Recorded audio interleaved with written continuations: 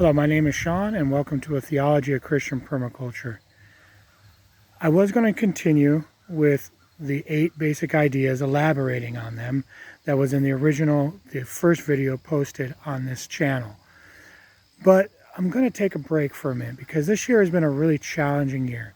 And actually, I'm kind of disappointed because I had a video that I ended up deleting because I was trying to make space on my phone, that I came out to talk about how just discouraging this year had been in the garden, where the weeds had taken over so much of it and I didn't have strength or energy.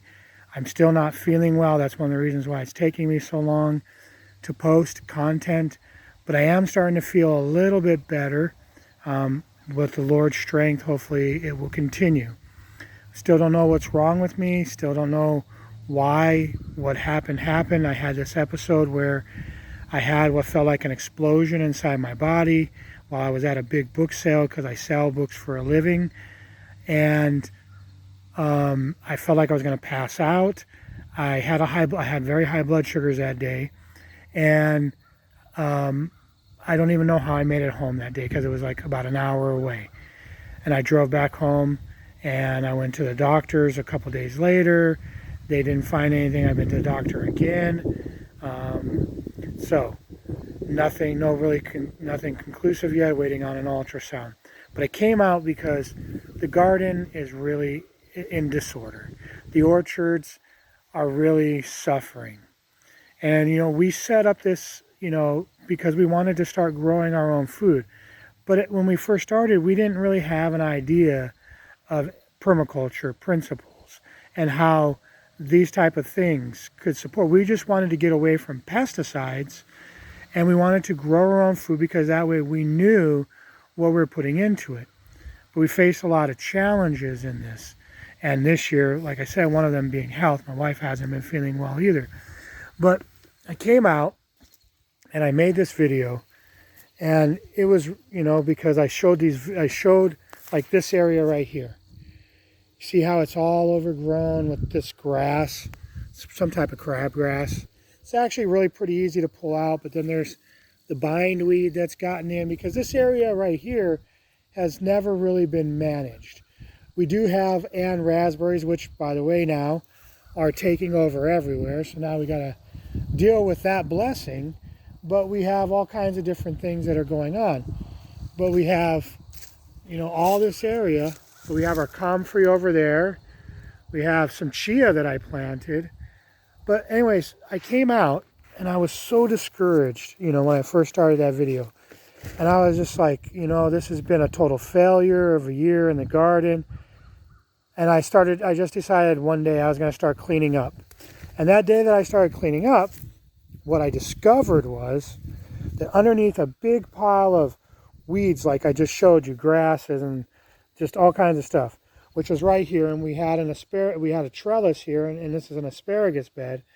But what I found as I pulled back the layer of the grass is all this garlic that we planted and started naturalizing was still there. And my heart started to become a little bit encouraged. Then as I started to pull away other layers, over here, this was so filled, just kind of like it is right now, over here, so filled up with the grass. But the crown vetch, which is a nitrogen fixer, which escaped from over there by the house with the quince, it's kind of over there. It's a flowering quince. I don't know if it actually fruits. We've never really pruned it or anything. But the crown vetch, is coming over here. But as I started pulling back layers, the buckwheat started coming back. Buckwheat will provide food for the soil. So then we come to here, and there's potatoes. Potatoes everywhere. Then I got into this area, and if you can see, there's tomatillos. There's just tomatillos everywhere, all over the place. We had some peppers that I bought, because I wanted some sage. I wanted to make sure we had some herbs and some basil to save. So one of the days that I had a little bit of energy, I got those and I got those in. But this chicory plant just came up out of nowhere. Unfortunately, it's covered in bindweed, and we're going to have to deal with this for a while. But then started uncovering more, and here we go. tomato plants, volunteer tomato plants. And somewhere in here, it's filled with tomatoes. And we have another one in a bed that's just really filled with tomatoes. Okay, now, here we are. The grapes, still doing good even though those critters ate everything. We have these moringa trees we planted, which we have to take in soon or do something to preserve them in the cold weather. But the deer have eaten those 3 or 4 times. And see, that was one of the other discouraging things. The deer had gotten into the garden and just kept on eating everything, eating it down.